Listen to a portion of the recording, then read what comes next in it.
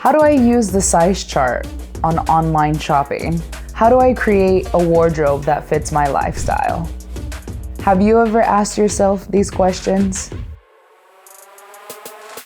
A trick I learned about styling for people is how to distract the eye, how to make the eye look in a certain place of the body.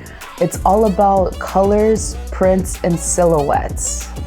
Throughout my life, I have been multiple different body shapes, and being able to learn each one and what complements those, that's why I'm here to teach you about your body shape and what fits for you.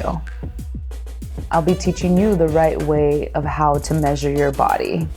A lot of people think that you don't have to wear any garments, but you actually do need to wear undergarments to properly measure yourself.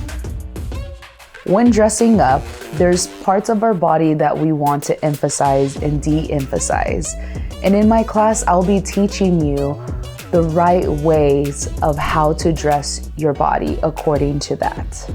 Having this knowledge that I'm going to be teaching you can carry on to your everyday life or even shopping online. Have you ever wanted a personal stylist?